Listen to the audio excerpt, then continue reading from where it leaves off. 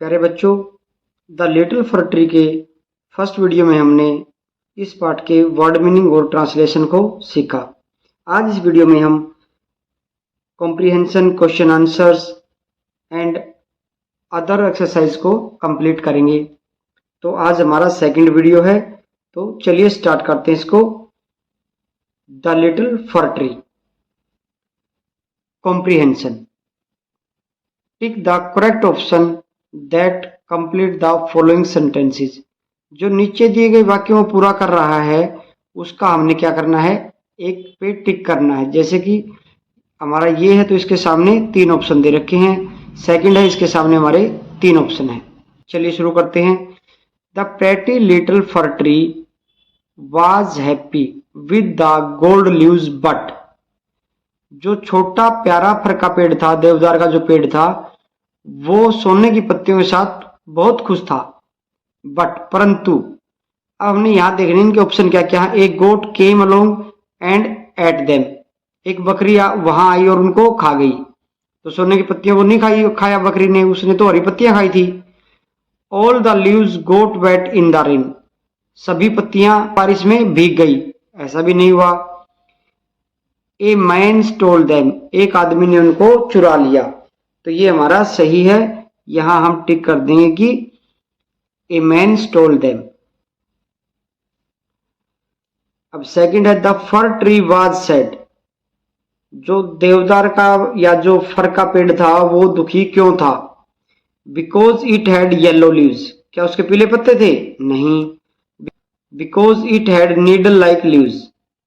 क्योंकि उसके सुई जैसे नुकीले पत्ते थे। Because it was very short. क्योंकि वह बहुत छोटा था। तो प्यारे बच्चों, वो ना तो उसके पीले पत्ते थे और ना उसको इस बात का दुख था कि वो बहुत छोटा है। उसको दुख किस बात का था? उसको दुख इस बात का था कि उसके जो पत्ते थे वो सुइयों जैसे नुकीले थे। The fir tree was not happy with the gold leaves. जो फर का पेड़ था वो सोने की पत्तियों के साथ खुश क्यों नहीं था। उसकी इच्छा थी कि उसकी सोने की पत्तियां होनी चाहिए। जादूगर ने उसकी इच्छा पूरी कर दी, फिर भी वो खुश नहीं था। क्यों? Because a goat came and ate them up. एक बकरी आई उनको खा गई। Because a man stole them. एक आदमी ने उनको चुरा लिया। Because the gold leaves broke. क्योंकि सोने की पत्तियां जो टूट गई थी। तो इन तीनों में से क्या आएगा बच्चों? एक आदमी ने उनको चुरा लिया था। एक आदमी वहां पे आया और उसने सोने की सभी पत्तियों को चुरा लिया। The third wish of the fir tree was.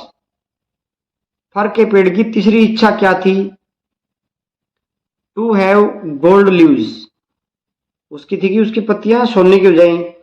To have glass leaves, कि उसकी पत्तियां कांच की हो जाए। और to get its needle back, और वो चाहता था कि उसकी वही पत्तियां, नुकीली पत्तियां वापिस आ जाए। तो बच्चों तीसरी विश क्या थी उसकी? To have glass leaves. उसकी आंसर द फॉलोइंग क्वेश्चंस। नीचे लिखे प्रश्नों के उत्तर दो। Where did the magician take shelter. जादूगर ने कहां पर आश्रय लिया? The magician took shelter under a fir tree. जादूगर ने एक फर के पेड़ के नीचे आश्रय लिया। What was the first wish of the fir tree. Fir के पेड़ की पहली इच्छा क्या थी? The first wish of the fir tree was to have green leaves like other trees. Fir के पेड़ की पहली इच्छा थी कि उसकी पत्तियां भी अन्य पेड़ों के पत्तों की तरह हरी हो जाएं। What happened after the first wish of the fir tree was fulfilled? For tree की जब पहली इच्छा पूरी हुई तो क्या हुआ? A goat came along. एक बकरी वहां आई। And ate all the green leaves. और वो सभी हरी पत्तियों को खा गई। Why did the fir tree wish to have gold leaves? फर के पेड़ ने सोने की पत्तियां होने की इच्छा क्यों जाहिर की? The fir tree wished to have gold leaves. ने सोने की पत्तियों की इच्छा इसलिए की, because goats do not eat them, क्योंकि बकरियां सोने की पत्तियों को नहीं खाती हैं। What happened to the fir tree's gold and glass leaves, fir के पेड़ की सोने और कांच की पत्तियों का क्या हुआ? Gold leaves were stolen by a man, stolen होता है चुराना, सोने की पत्तियां एक आदमी द्वारा चुरा ली गई। एंड और glass leaves were broken by the wind, और कांच की जो पत्तियां थी वो हवा ने तोड़ दी। How did the fir tree feel, fir के पेड़ को कैसा महसूस हुआ? When it got its needle back again, जब उसको उसकी नुकीली पत्तियां वापस मिल गई तो फर के पेड़ को कैसा फील हुआ, कैसा महसूस हुआ? इट फेल्ट वेरी हैप्पी, यह बहुत खुश हुआ, क्योंकि उसने अलग अलग पत्तियों की इच्छा पूर्ति करवा के देख लिया था, उसको कोई मजा नहीं आया, तो वो अपनी पुरानी पत्तियों में ही बहुत खुश था। What is the writer trying to tell through the story, लेखक हमें इस कहानी के माध्यम से क्या बताना चाहता है? We should remain satisfied, हमें संतुष्ट रहना चाहिए। सेटिस्फाइड मैंने संतुष्ट रहना, रिमेन रहना, सेटिस्फाइड संतुष्ट, हमें संतुष्ट रहना चाहिए। With what nature has given us, जो प्रकृति ने हमें दिया है हमें उसके साथ खुश रहना चाहिए। लेखक हमें इस कहानी के माध्यम से यही शिक्षा दे रहा है। In the story the fir tree help the magician, इस कहानी में फर के पेड़ ने जादूगर की मदद की। हेल्प मीन्स मदद करना। By saving him from the rain, fir के पेड़ ने जादूगर की वर्षा से बचा करके उसकी मदद की। द मैजिशियन बिकेम हैप्पी, जादूगर खुश हो गया। Right in the appropriate column, अब उपयुक्त कॉलम में उपयोगना है। द फॉलोइंग एक्शन नीचे दिए गए कार्य, which would make people happy और अनहैप्पी, जो किसी भी आदमी को खुश या ना खुश करता है, ऐसे कुछ वाक्य दिए गए हैं। उनको हमने, जो वाक्य खुश करते हैं उनको अलग कॉलम में रखना है, और जो वाक्य हमें या किसी दूसरे को दुखी करते हैं, जो उनको खुश नहीं करते, उनको हमने दूसरे कॉलम में रखना है। चलिए हम इनकी हिंदी जान लेते हैं एक बार, फिर हम इनको अलग अलग कॉलम में डिवाइड करेंगे। रिस्पेक्टिंग एल्डर्स, अच्छा है या नहीं अच्छा, ये आपने देखना एक बार। विजिटिंग ए सिक फ्रेंड, बीमार दोस्त से मिलना। प्लेइंग विद फ्रेंड्स, दोस्तों के साथ खेलना, यहां पर हम कहेंगे समय समय पर खेलना। वॉचिंग टेलीविजन ऑल डे, पूरा दिन टेलीविजन देखना। बीइंग ऑनेस्ट, ईमानदार होना। बीइंग सेल्फिश, स्वार्थी होना। केयरिंग फॉर पेट्स, पशुओं के प्रति केयरफुल होना। गेटिंग एंग्री, गुस्सा हो जाना। बीइंग पोलाइट, विनम्र होना। नॉट सेइंग थैंक यू, धन्यवाद ना कहना। नॉट शेयरिंग थिंग्स, किसी के साथ भी कोई चीज शेयर न करना, कोई भी चीज को ना बांटना।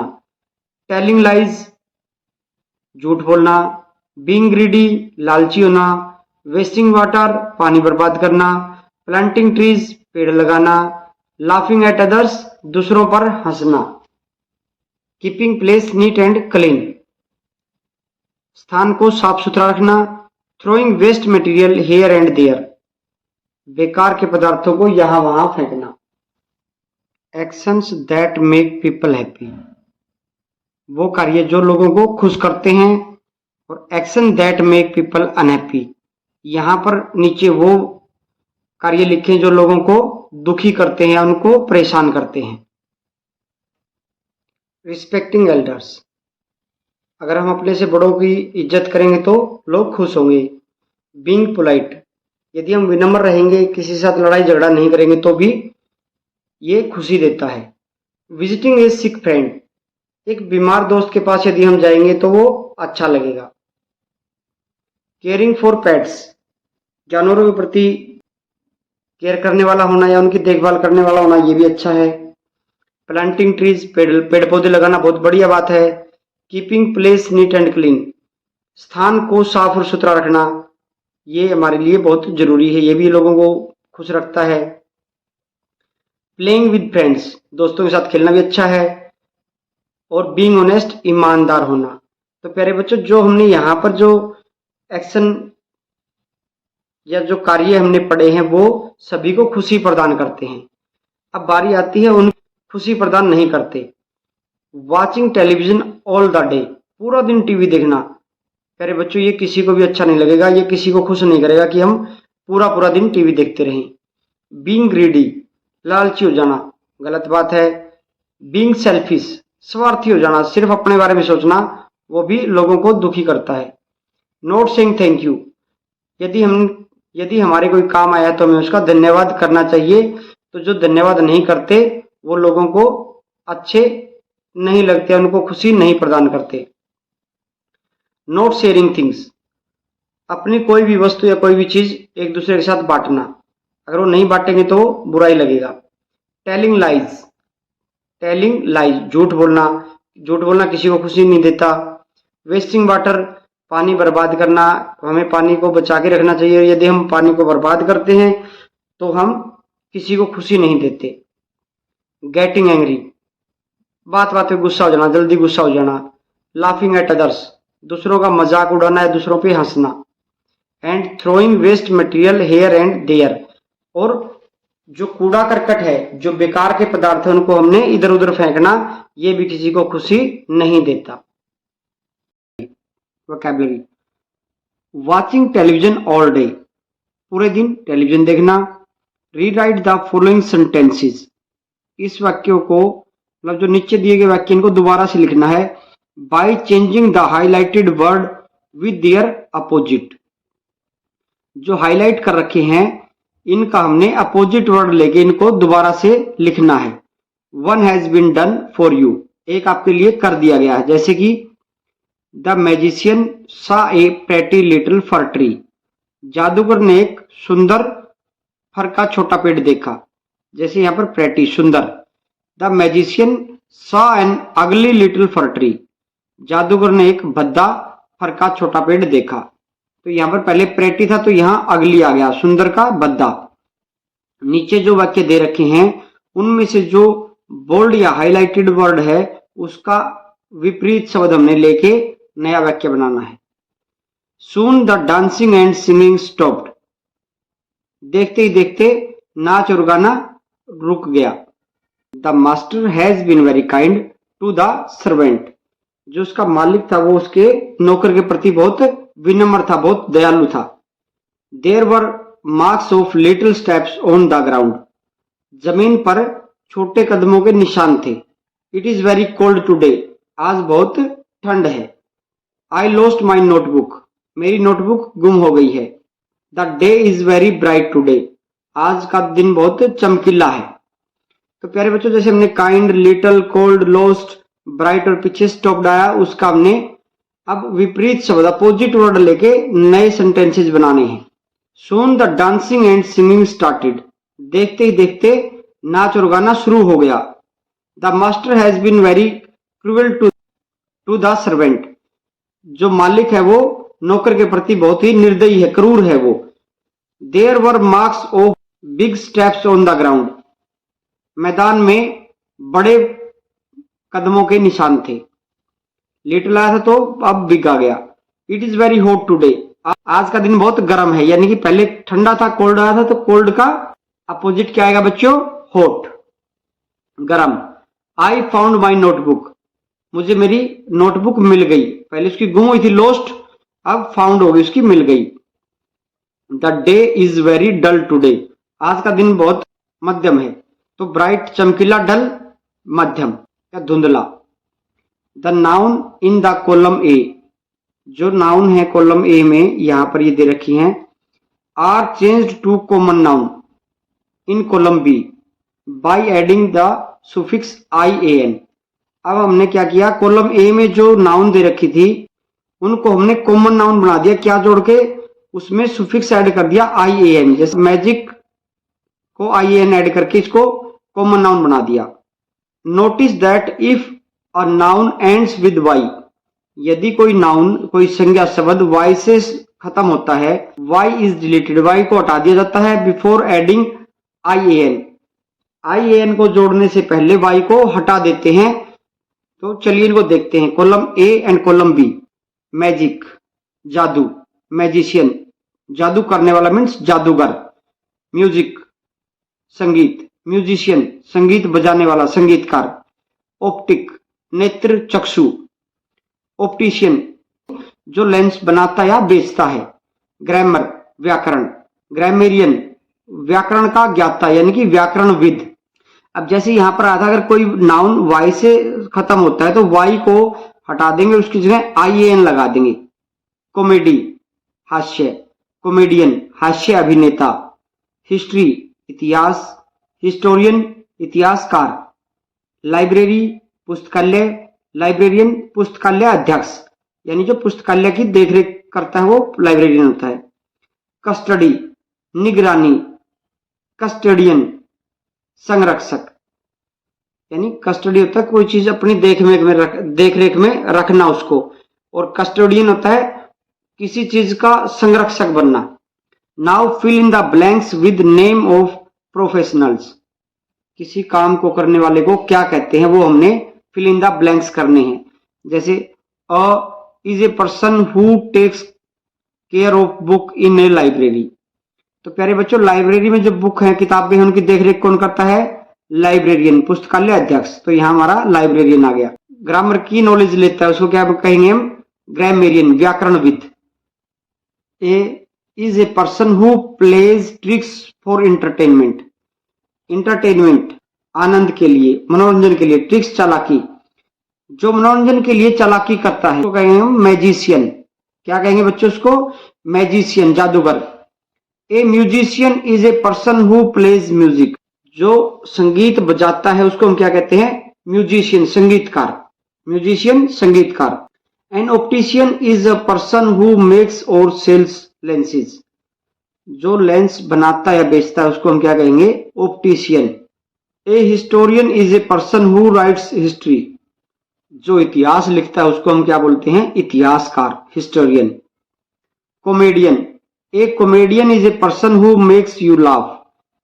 एक हास्य अभिनेता आप सभी को हंसाता है। A custodian is a person who cares for something और समवन। जो किसी की देखरेख, किसी व्यक्ति या किसी वस्तु की जो देखरेख करता है उसको हम संरक्षक कहते हैं। कस्टोडियन मीन्स संरक्षक। जैसे पहले में जो हमारे यहाँ बोर्ड में दे रखे वो सभी answer librarian, grammarian, magician, musician, optician, historian, comedian और custodian. Grammar, read the following sentences. निम्नलिखित वाक्यों को पढ़ो। I wish I were a magician. काश मैं जादूगर होता। I wish I had many toys. काश मेरे पास बहुत से खिलौने होते। एज यू सी, जैसा आपने देखा। Both these sentences express an imaginary wish. ये जो दोनों वाक्य हैं ये कल्पनात्मक इच्छा रखते हैं, काश मेरे पास ऐसा होता। I wish is followed by the subject and simple past tense. यहां पर जो आई विश था, यहां पर सब्जेक्ट और सिंपल पास्ट टेंस इनके बाद में आया है। जैसे यहां आई हैड आ गया। तो suppose an angel appears before you. आप सोचो कि आपके सामने कोई देवदूत या कोई परी आ गई। And ask you to make 5 wishes.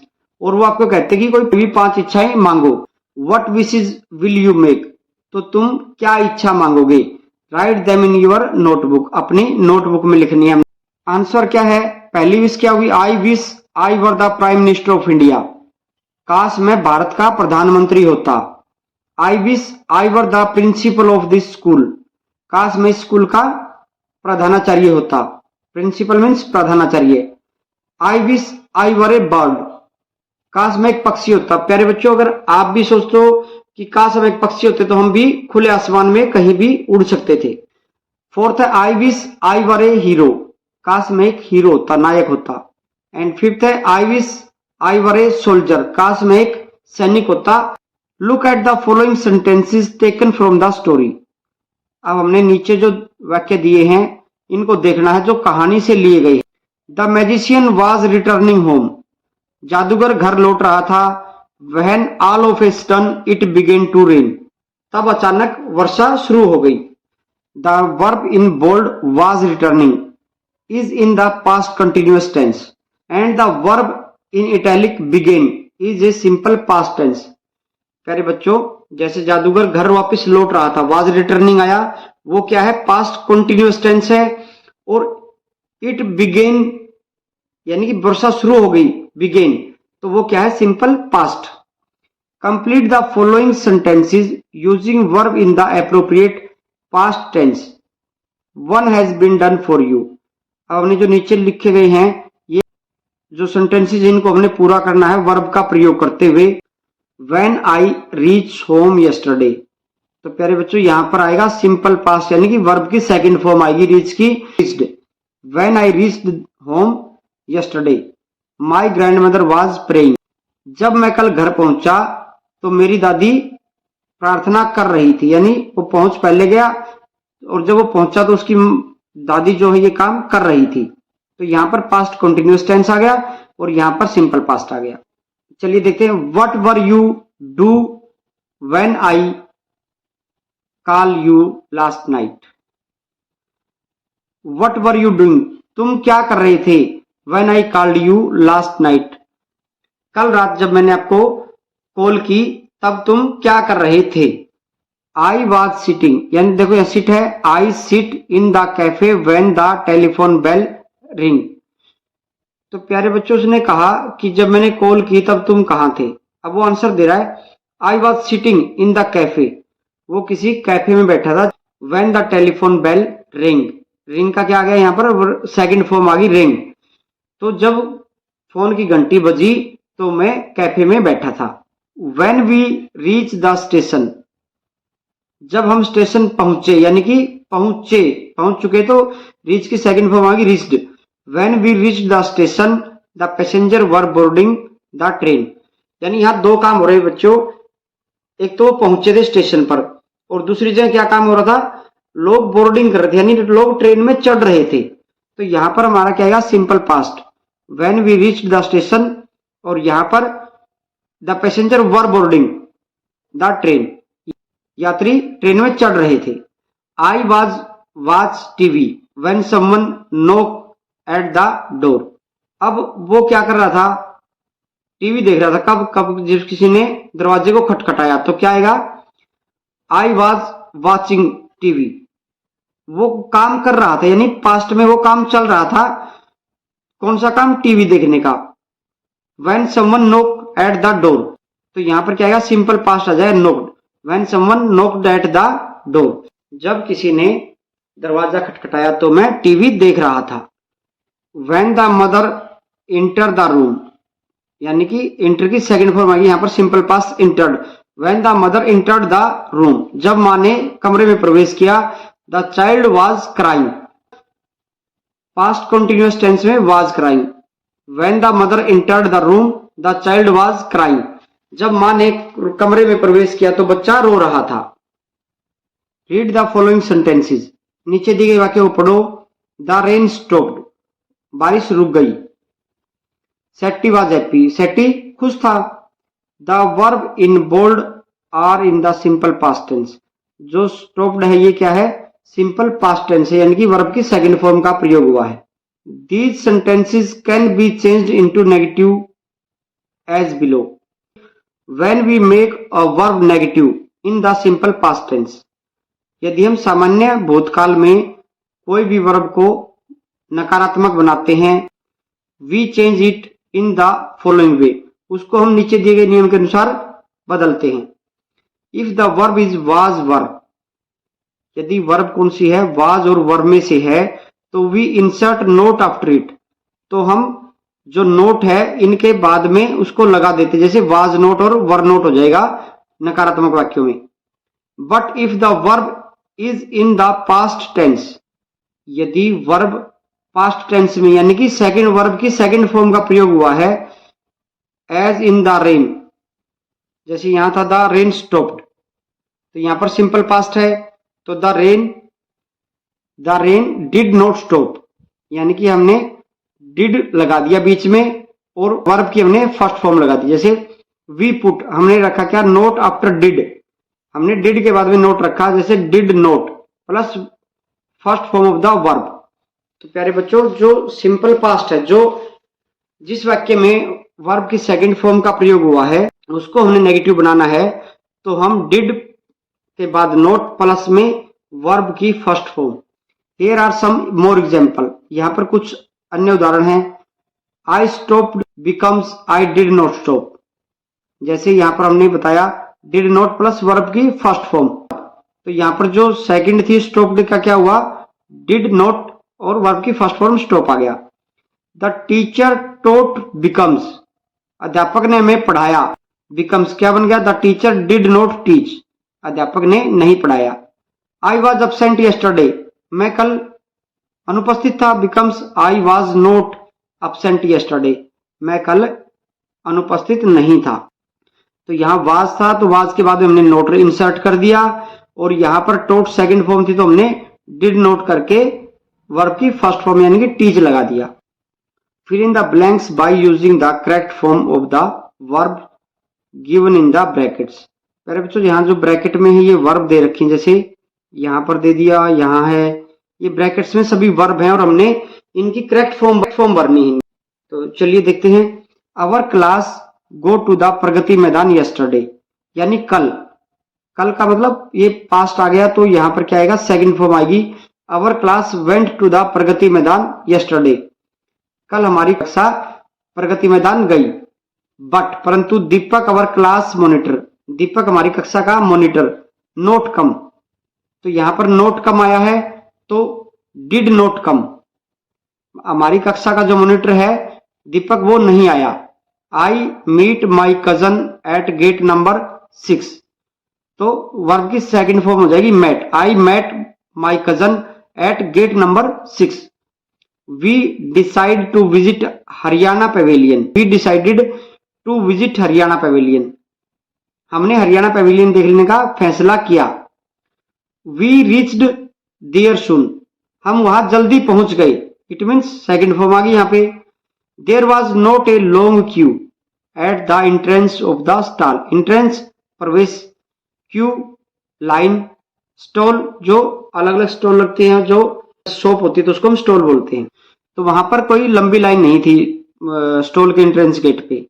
A boy was eating ice cream, एक बच्चा आइसक्रीम खा रहा था। He throw empty cup on the ground, तेरे बच्चों थ्रो फर्स्ट फॉर्म है, अब यहाँ पर सिंपल पास्ट है आएगा, तो he threw empty cup on the ground, उसने खाली कप मैदान पे या फिर जमीन पे फेंक दिया।